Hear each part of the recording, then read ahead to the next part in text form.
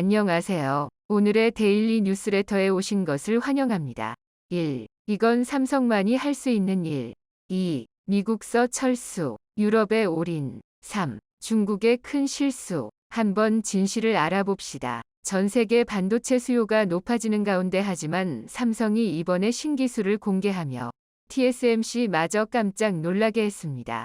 현재 삼성전자와 SK하이닉스는 HBM 즉 고대역폭 메모리 반도체 시장을 선점하기 위해 본격적인 경쟁을 벌이고 있습니다. HBM3를 먼저 양산한 SK하이닉스가 세계 최대 GPU 기업인 엔비디아를 고객사로 확보하며 시장을 선도하고 있지만 삼성전자가 오는 9월 HBM3를 양산하고 5세대 HBM 시제품을 만들어 고객사에 공급하면 삼성전자가 주도권을 잡을 가능성이 높습니다.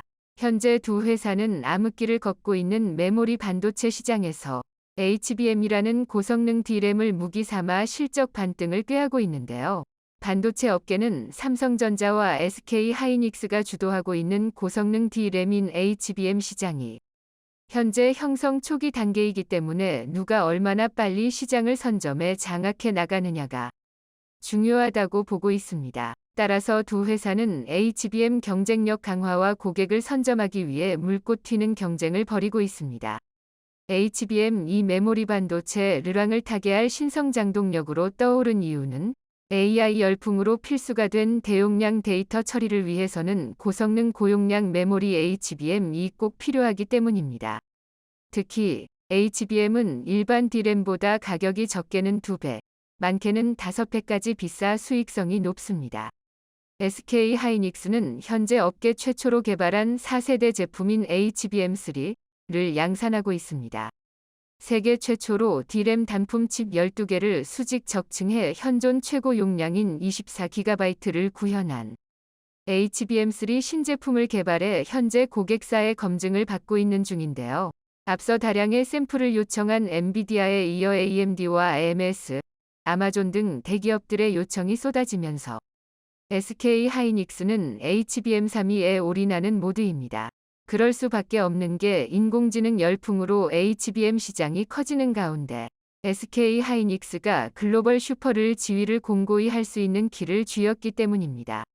삼성전자도 최근 스노우볼트, 샤인볼트, 릴레인볼트 등 차세대 HBM 제품명으로 추정되는 상표권을 잇따라 출원 등록한 걸로 보아 하반기에 HBM를 출시할 것으로 예측됩니다. 출시를 해도 아예 시장의 요구에 맞춰 HBM 5세대 제품인 HBM3P를 연내 선보인다는 계획입니다. 업계에서는 SK하이닉스와 삼성전자 가운데 먼저 5세대 HBM를 내놓는 곳이 다시 한번 승기를 잡을 것이라 보고 있는데요. 한국 업체를 간의 경쟁이 곧 세계 최고의 경쟁이라니 대단한 일입니다. HBM은 여러 개의 D램을 수직으로 연결해 기존 D램보다 데이터 처리 속도를 혁신적으로 끌어올린 제품입니다. 인공지능 개발에 주로 사용되는 그래픽 처리 장치, GPU의 결함에 사용하기 가장 적합하기 때문에 엔비디아, AMD 등 최상위권 AI 서버 GPU들이 대부분 HBM를 사용하면서 사실상 산업 표준으로 자리 잡았고 이를 선점하기 위해 가장 빨리 나선 한국 반도체 기업들의 활약이 돋보이는 것인데요. 여기에 지난 19일 삼성전자는 깜짝 놀랄만한 발표를 했습니다. 차세대 그래픽 시장 성장을 주도할 32GBps GDDR7 그래픽스 더블 데이터 레이트 D램을 업계 최초로 개발했다고 발표한 것입니다.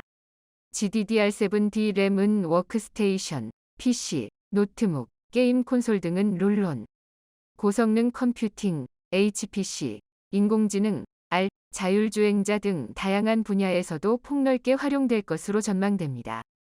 이처럼 반도체 암흑기를 기술 개발로 와신상담한 삼성전자가 기지개를 펴놓은 전기가 마련되고 있습니다. 업계에서는 삼성전자의 3분기 전망을 밝게 보고 있습니다. 주력 사업인 메모리 시황이 이미 바닥을 지난 것으로 보이고 여기에 반도체 감산 효과도 3분기에 나타날 것으로 예상되기 때문입니다. 더구나 파운드리도 1위 TSMC와의 격차를 조미고 있습니다.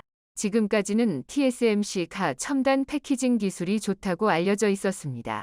하지만 최근 삼성의 미세 공정이 모두 수준금에 올라왔다는 평가를 받은 데다가 이번에 신기술까지 공개하며 TSMC를 당혹스럽게 만들었습니다. GPU는 챗 GPT 같은 생성형 인공지능에서 두뇌 역할을 하는 핵심 칩입니다.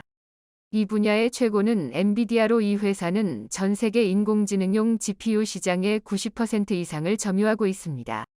현재 엔비디아 GPU는 지금 부르는 게 값일 정도로 고공행진 중입니다.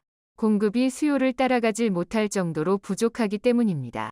언뜻 보면 엔비디아가 값 중의 값일 것 같지만 실상을 보면 엔비디아가 목을 메고 쳐다보고 있는 건 TSMC입니다.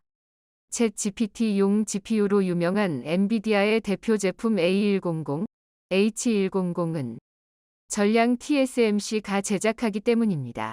결국 TSMC 앞에서는 엔비디아조차 를인 셈인데요. 엔비디아가 머리를 숙인 배경에는 TSMC가 자체 개발한 패키징 기술, 코어, 칩온 웨이퍼 온 서브스트레이트 때문입니다. 많은 데이터를 빠르고 효율적으로 처리하는 AI용 칩은 기술적 난이도가 높아 첨단 패키징 기술이 뒷받침돼야 합니다. 반도체에서 패키징이란 쉽게 말해 칩을 포장하는 과정 전반을 말하는데요. 웨이퍼에 새겨진 반도체 회로를 메인보드와 연결하고 제품화하는 마무리 단계에 속해 후 공정이라 불리기도 합니다. 최근엔 머리카락 굵기의 10만 분의 2 수준으로 제조 초미세 공정이 극한에 도달하면서 반도체 성능을 높이기 위한 대안으로 패키징 기술의 중요성이 더욱 강조되는 추세이고 이걸 잘하는 TSMC가 귀한 몸이 된 것입니다. 패키징 과정에서 칩들을 하나의 얇은 막 위에 입체적으로 쌓으면 칩 사이 거리가 가까워지는데 이는 전체 칩의 연결이 빨라지게 만드는 효과를 낳았고 최대 50% 이상의 엄청난 성능 향상으로 이어졌습니다. 칩을 어떻게 쌓아 포장하는지에 따라 성능 차이가 크게 벌어지게 된 것인데요. TSMC는 2012년 코어 기술을 처음 선보인 이후 패키징 기술을 계속해서 정교하게 업그레이드하고 있고 이제 엔비디아와 애플, AMD는 TSMC 위 패키징 기술이 없으면 핵심 제품을 만들 수 없는 입장이 됐습니다. 엔비디아 품절 대란이 만들어진 이유도 수많은 고객사가 TSMC 위 패키징 라인을 원하면서 병목 현상이 생겨 엔비디아 제품 출하가 늦어졌기 때문입니다. 하지만 이런 TSMC 위 독주와 갑질은 오래가지 않을 전망입니다. 최근 삼성전자가 칩의 성능을 한 차원 끌어올리는 고급 패키징 기술을 개발했기 때문입니다. 최근 삼성전자가 시스템 반도체에도 3D 적층 기술을 개발했다고 발표하자 세계의 이목이 다시 한번 삼성에 쓸렸습니다. 3D 적층은 반도체 회로 미세화 한계를 극복하고 성능을 끌어올릴 방법으로 주목받는 기술인데요. 삼성전자의 이번 발표는 메모리 반도체에서 적용하고 있는 적층 기술을 파운드리에도 적용하겠다는 뜻입니다. 이 기술은 메모리와 파운드리를 둘 다 잘하는 회사만이 할 수 있는 일을 하겠다는 것이기 때문에 반도체 업계가 깜짝 놀란 것인데요. 과거에도 삼성전자는 누구보다 빨리 EUV 장비에 적용해 기술 격차를 벌인 바 있습니다. 특히 3D 적층은 한국의 대표적 반도체 기업들 즉 삼성전자와 SK 하이닉스가 잘하는 기술입니다. 더구나 TSMC도 아직 이 기술에는 경험이 없기 때문에 삼성이 이 기술을 파운드리에도 적용한다면 기술적 부분에서 TSMC와의 격차를 벌릴 수 있고 첨단 반도체 기술의 주도권을 확보하게 된 것이기 때문에 업계에 비상한 관심을 모은 것입니다. 여기에 그치지 않고 삼성은 현재 TSMC 위 코어를 뛰어넘기 위해 한층 발전된 개념의 E큐브, X큐브 패키징 기술도 개발 중인 것으로 알려져 TSMC를 긴장시키고 있습니다. 삼성이 최근 메모리 반도체 DRAM과 파운드리 개발을 담당하는 책임자를 전격 교체하자 업계에서는 삼성이 지금이야말로 TSMC를 따라잡을 절호의 찬스라고 생각하고 있다고 전망했습니다. 승승장구하면 TSMC가 흔들리고 있다는 징후가 여러 곳에서 포착되고 있기 때문입니다. TSMC 올 2분 기순이익이 4년 만에 처음으로 감소한 가운데 올해 예상 매출 감소 폭은 10%로 늘어났고 미국 내 첫 반도체 공장인 애리조나 반도체 공장의 건설은 1년 이나 늦춰질 예정입니다.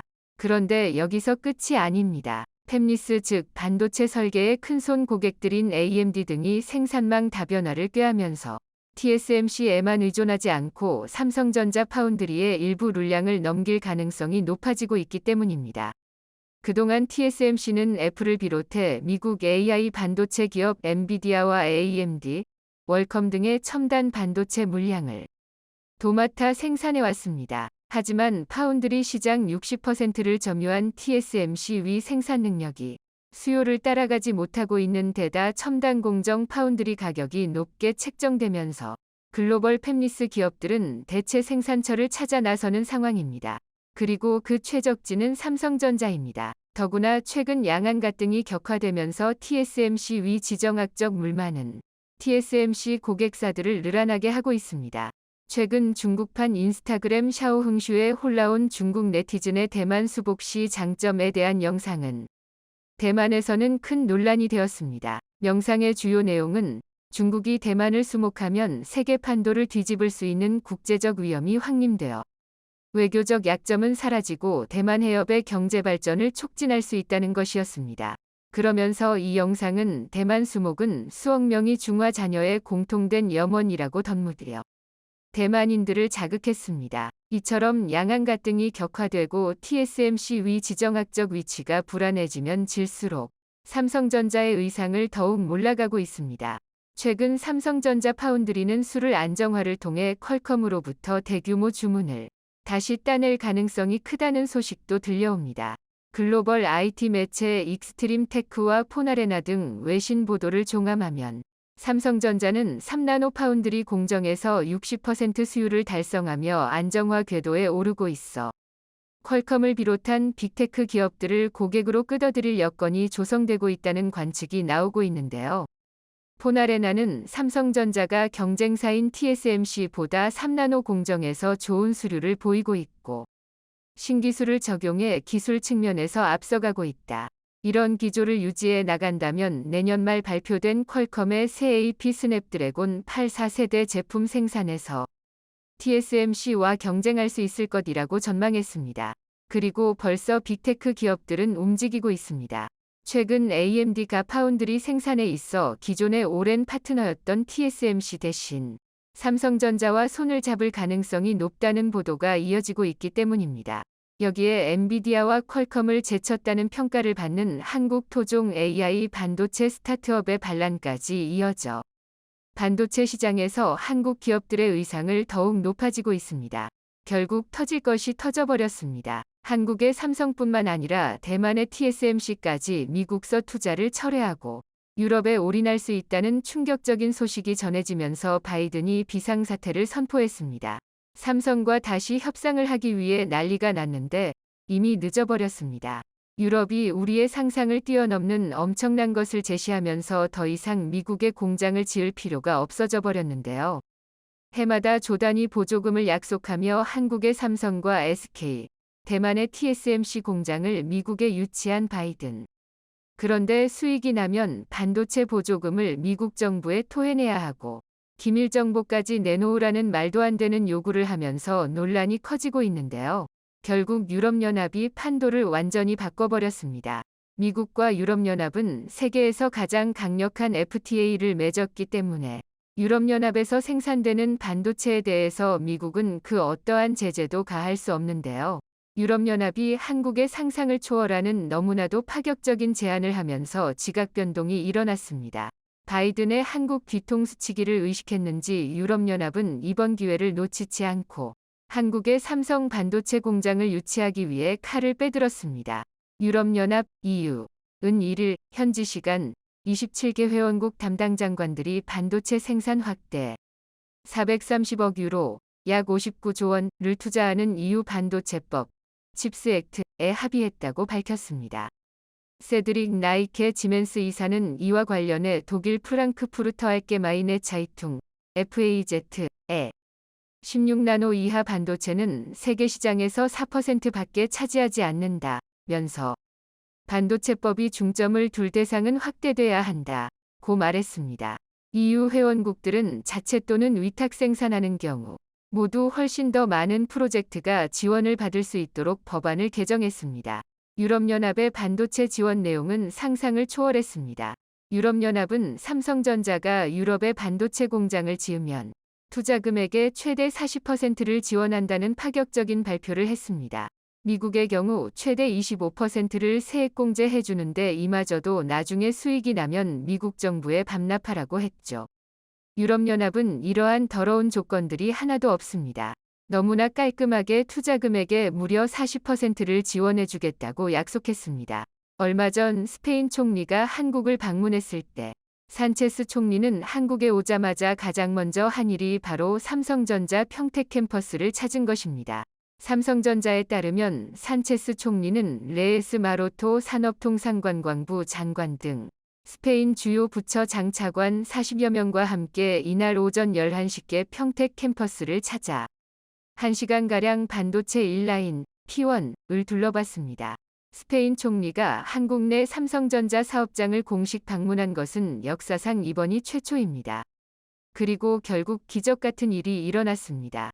22일 업계에 따르면 엘파이스 등 다수의 스페인 언론 매체는 산체스 총리가 한국을 떠난 직후인 18일 현지 시간 소식통을 인용해 삼성전자 경영진이 팀을 꾸려 유럽을 방문했다며 그 가운데 스페인을 가장 먼저 찾았다고 보도했습니다.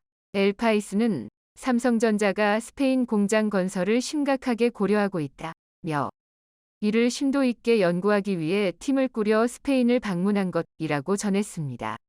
그간 유럽 지역 직접 투자에 적극적이지 않던 삼성전자가 입장을 바꾼 것은 미중 갈등으로 글로벌 반도체 공급망 불안이 커진 데다 최근 바이든의 뒤통수에 신물이 난 것입니다. 미국이 한국보다 생산 비용도 25%나 더 비싸고 인력 효율성은 50%나 더 떨어지기 때문에 사실상 수십조 원의 보조금을 받아야 한국에 짓는 것과 똑같은 효과가 나는데 이마저도 다시 수익이 나면 토해내고 미국 정부에 기밀 정보를 모두 제출하라는 것은 터무니없는 요구라 판단한 것입니다. 유럽은 지원금 스케일이 다릅니다. 삼성이 만약 유럽에 50조 원을 투자하면 유럽연합은 삼성의 40%인 무려 20조 원을 지원해 줍니다. 미국과는 비교도 되지 않을 정도로 엄청난 규모인데요. 그리고 스페인이 삼성에 이렇게 가장 적극적인 이유는 바로 관광산업에만 의존하던 스페인 경제를 완전히 탈바꿈하기 위해서였습니다. 그동안 관광업에 크게 의존해오던 스페인은 코로나19 팬데믹, 전염병의 세계적인 대유행, 장기화로 항공 노선과 여행 수요가 끊기면서 경제가 큰 타격을 입었습니다. 여기에 팬데믹이 전 세계 공급망에 부담을 가중시키면서 원자재 가격이 폭등하고 생산 차질이 빈번해졌습니다. 엎친 데 덮친 격으로 러시아의 우크라이나 침공으로 안보 불안까지 커지면서 향후 폭발적인 수요 증가가 예상되는 반도체 확보에 EU 차원에서 팔을 걷어붙였고 스페인도 산업구조 전환을 모색하게 된 것입니다. 독일도 한국의 삼성에 천문학적인 보조금을 약속했습니다. 프랑크발터 슈타인마이어 독일 대통령까지 삼성전자 평택 캠퍼스를 사상 처음으로 방문했는데요. 한국과 독일 간 긴밀한 반도체 동맹에 관해 논의한 것으로 전해졌습니다. 독일 원수가 삼성전자 사업장을 공식적으로 방문하는 것은 이번이 처음입니다. 그간 게르하르트 슈레더 전 총리, 안겔라 메르켈 전 총리 등이 독일에서 열렸던 정보기술, IT 전시회, 세빗에서 삼성전자 부스를 둘러본 정도였고 제품이 만들어지는 사업장에 관심을 갖고 직접 찾은 사례는 상당히 이례적입니다. 실제로 독일은 독일의 반도체 공장을 짓기로 한 인텔에 9조 원이 넘는 보조금을 지급했는데요. 최근 7조 원의 추가 보조금을 줄 수 있다고 전해져 화제가 되고 있습니다. 인텔은 이 공장을 짓는 비용을 애초 170억 유로, 약 23조 6천억 원로 추산했지만 현재 경제 상황 등을 고려한 결과 300억 유로, 약 41조 6천억 원가 필요하며 EU 반도체법에 따라 총 건설비의 40%를 지원받을 수 있을 것으로 기대하고 있다고 소식통은 전했습니다. 인텔은 다른 지역에 건설하는 경우와 비교해 발생하는 비용 격차를 해소하고 이 프로젝트가 세계적 경쟁력을 갖출 수 있기 위해 독일 정부와 건설적인 대화를 한 데 대해 감사를 표한다고 말했습니다. 유럽연합은 유럽을 한국으로 도배하려 하고 있습니다. 이미 유럽에서 한국산 전기차 배터리의 점유율은 70%를 돌파했습니다. BMW, 아우디, 벤츠 등 독일 3사뿐 아니라 유럽 자동차 대부분이 한국산 배터리만 쓰고 있죠. 여기에 더해 한국의 삼성전자와 SK 하이닉스가 유럽의 초대 규모 반도체 공장을 건설하게 되면 유럽은 사실상 미래 유럽 경제를 한국에 전적으로 의존하게 되는 것입니다. 바이든은 초비상이 걸렸습니다. 미국에 가장 많이 투자하기로 한 국가는 일본도 대만도 유럽도 아닌 바로 한국이었기 때문에 한국이 미국 내 투자를 취소하는 순간 최근 폭락하고 있는 바이든의 지지율은 바닥을 치게 될 것임이 분명하기 때문입니다. 이에 바이든은 최근 갑작스럽게 태도를 바꾸며 한국에 파격적인 제안을 했습니다. 중국이 한국의 경제 보복을 한다면 미국과 G7이 공동으로 중국에 대해 관세 인상을 하여 한국을 지켜주겠다는 것입니다. 미국은 중국이 한국의 지난 사드 보복 때처럼 한국 경제에 압력을 가할 경우 주요 7개국 G7이 함께 대중국 관세를 인상하는 등 대항 조치를 취할 것을 제안했다고 니혼게이자이 신문 니케이 2일 보도했습니다. 미국 정부와 연방의회는 중국에 대한 대항 조치로 수입 관세를 인상하는 등 국내법 정비를 검토하고 있습니다. 미국 초당파 의원들이 제출한 법안에서는 중국이 특정한 국가에 대해 자국의 뜻을 관철하려고 경제적 위압을 가하는 경우 미국 대통령에게 여러 조치를 실행할 수 있는 권한을 부여합니다. 이 권한에는 관세 인상 조치에 더해 경제 압력을 받은 국가에 대한 자금이나 금융 지원도 포함됩니다. 중국의 제재로 입은 손실을 보전할 수 있도록 미국이 대상국의 관세를 인하해 수입량을 늘릴 수단도 마련한다고 전했습니다. 중국이 한국과 무역을 끊어버리면 미국이 대신 사주겠다는 것입니다.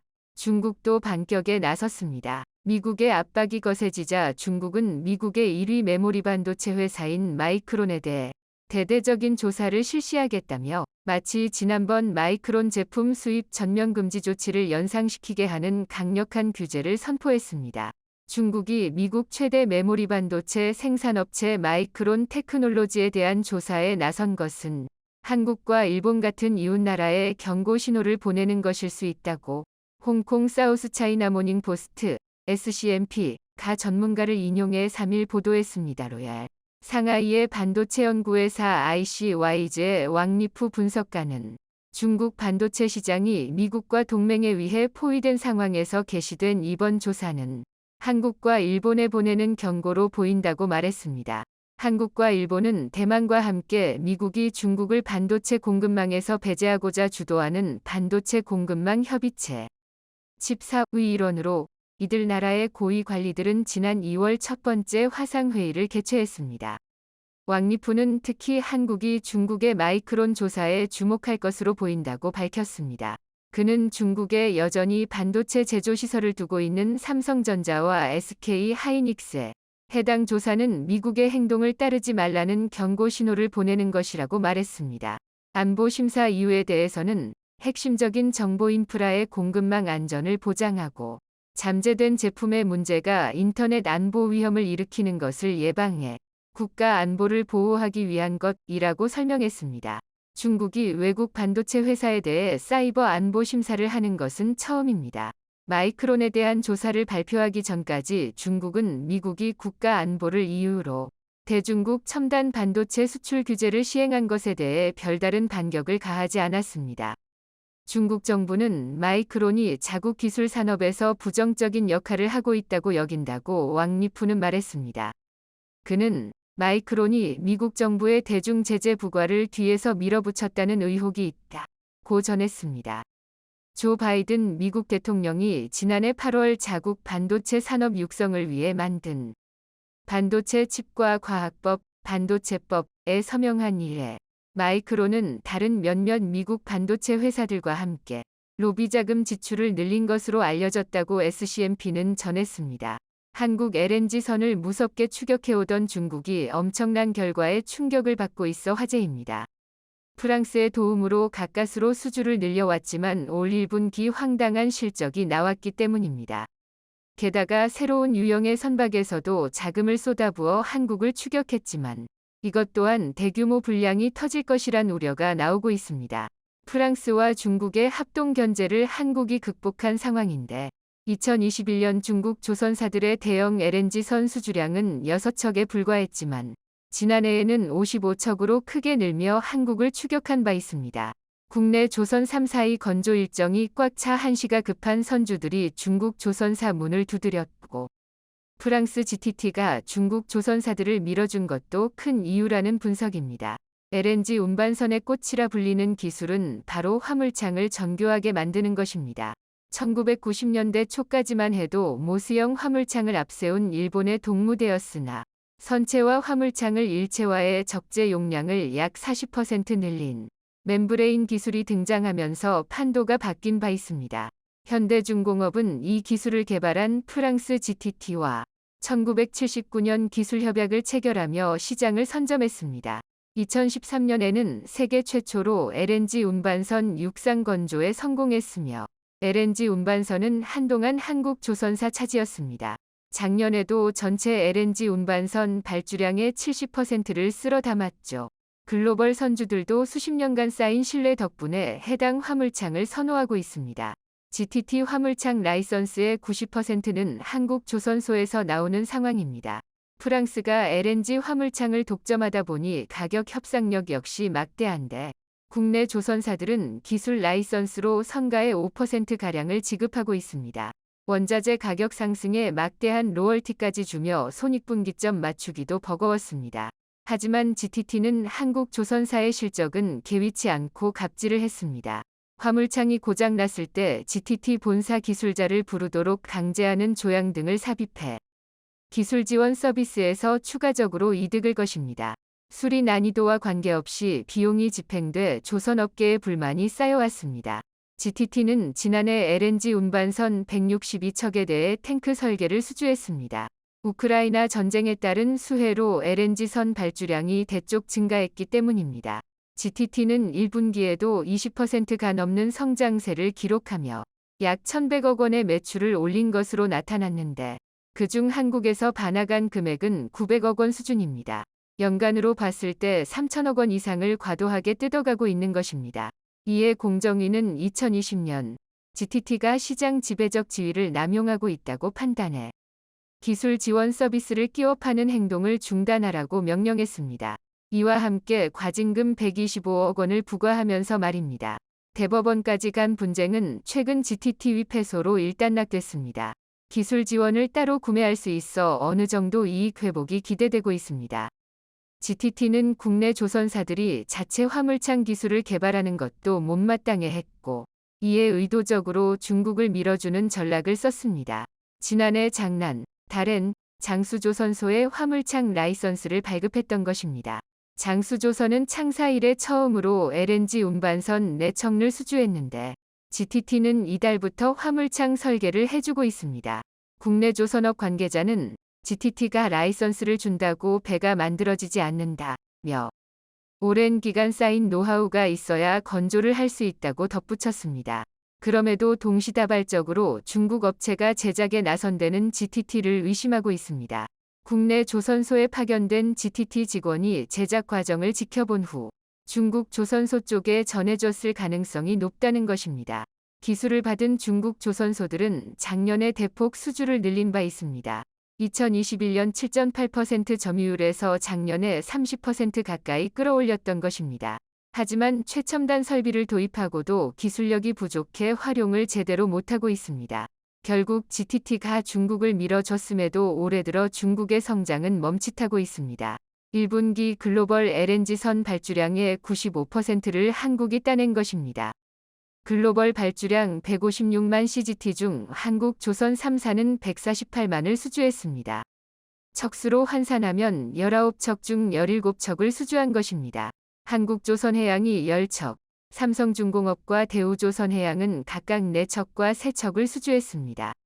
후둥중화가 올해 초 LNG선 생산 능력을 2배로 늘린다고 발표했지만 중국에 맡기는 선사가 크게 줄어들어 난처해하고 있습니다. 이는 중국 언론에도 대서특필되며 현실을 한탄하고 있는 상황입니다. 비슷한 상황은 메탄올 추진선에도 발생하고 있는데 미래는 어느 정도 예견되고 있습니다.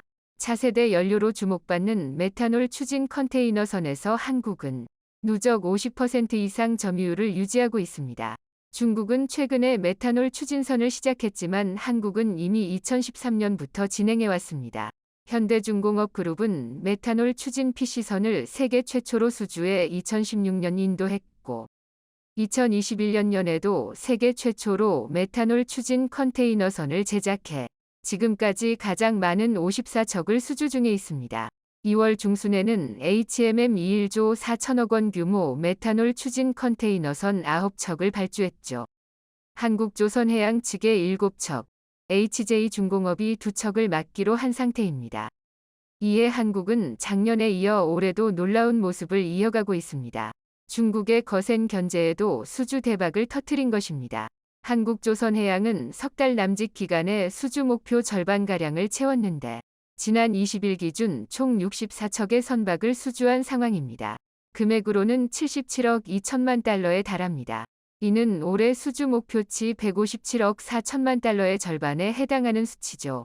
한국조선해양의 세계 자회사 중 현대사모중공업이 전체 수주를 견인했는데 올 들어 30척의 선박을 수주하며 현대중공업 10척, 현대미포조선 24척 수주량을 크게 웃돌았습니다. 특히 30척 중 19척이 메탄올 추진 컨테이너선이고 LNG 운반선 7척, LPG 운반선 2척 등이 있습니다.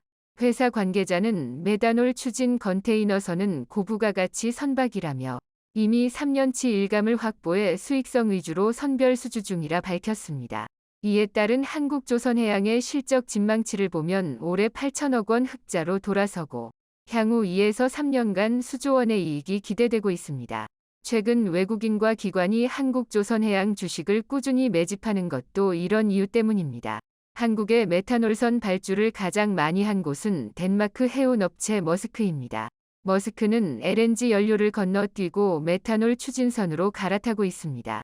2021년 8월 세계 최초로 한국조선해양과 1만 6천 TEU급 8척 건조 계약을 했는데 이때도 1조 6천억 원 상당의 초대형 수주였습니다. 그리고 지난해 10월 1만 7천 TEU급 6척을 추가로 발주했죠. 앞서 발주한 물량까지 더하면 총 19척을 안벽이장공 한국조선해양에 맡긴 것입니다.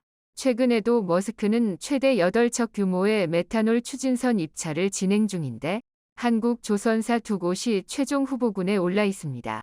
8천 TEU급으로 수주 규모는 1조 원 안팎입니다. 중국 업체들도 100억 원 정도 낮은 가격으로 경쟁에 참여하고 있습니다. 하지만 기술력과 메탄올선 건조 경험 등에서 역량 차이가 크기에 국내 조선사가 100억 원 정도는 기술력으로 커버할 것으로 보고 있습니다. 중국 조선그룹은 작년 4월에야 메탄올 추진 1호기를 진수해 시문전에 들어갔죠. 현대중공업이 2016년에 진수한 것에 비해 6년 이상 뒤처져 있습니다. 중국 조선사는 선박 건조 비용의 60% 정도를 은행에서 조달해 사용하고 있는데 만약 제대로 건조를 못한다면 은행마저 부실 위험에 빠질 수 있는 상황입니다. 프랑스는 메탄올선에서도 중국을 적극 지원하고 있습니다. 프랑스 신사 CMA는 지난해 8월 중국 다롄 조선에 10억 달러 규모 메탄올 추진선 6척을 발주한 바 있습니다.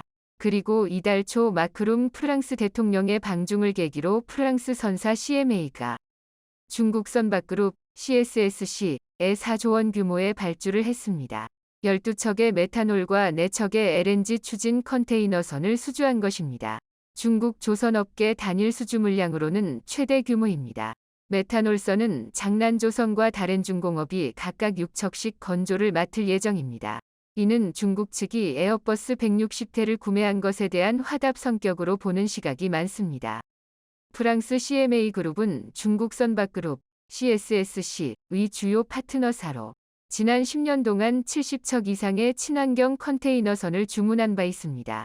그리고 중국 국영선사인 코스코 COSCO 또한 자국 조선사의 메탄올 추진 컨테이너선 발주를 가속화하고 있습니다.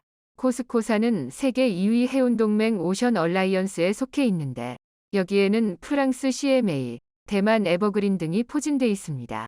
즉 중국과 프랑스가 선박 운영과 건조에서 한국을 밀어내려 하는 상황입니다. 올 4월 들어 신화파이낸스 등 중국 매체들은 메탄올 추진선이 한국과 중국 사이에서 새로운 전쟁터가 됐다는 보도를 쏟아내고 있습니다. 현재 2위 머스크, 3위 CMA, 4위 코스코, 그리고 8위 HMM 등 세계 10대 컨테이너 선사 중 4곳이 메탄올 추진선에 합류해 있습니다. 클라스 리서치는 2026년까지 한국과 중국 조선에서 건조될 메탄올 추진선이 약 100척 정도라고 전망하기도 했습니다. 메탄올 추진선 시장에서 경쟁력이 입증된다면 향후 무탄소 연료인 암모니아, 수소 추진선 분야에서도 앞서갈 것으로 보는 상황입니다. 암모니아는 유독성 물질인 탓에 국제규범이 아직 확립되지 않았으며 수소는 극저온 기술 등 고도의 보관 설비가 필요합니다. 반면 메탄올은 상온에서도 액체 상태로 존재해 연료로서 취급이 용이하죠. 그동안 메탄올은 생산 단가가 높고 질소산화를 배출량이 많아 한계가 있었지만 주 원료인 천연가스 생산량이 증가하면서 단가가 낮아졌고 연료 분사 기술이 고도화되면서 차세대 선박 연료로 인정받고 있습니다. 이에 글로벌 선주사들의 주목을 받고 있는 것입니다. 1분기 발주된 컨테이너선은 모두 37척인데 이 중 무려 21척이 메탄올 추진선입니다. 해운업계는 국제해사기구 IMO의 규제 방침에 따라 탈탄소 대응을 강화하고 있습니다. 현재 세계 선박의 97%는 황산화물을 배출하는 벙커CU를 연료로 문양하고 있습니다. 황산화물은 대기오염 물질 중 하나로 빗물과 섞여 산성비를 내리게 하고 물과 반응해 대기오염 물질인 에어로솔을 생성합니다. 이에 국제기구는 벙커CU 사용을 엄격히 제한하려 하고 있습니다.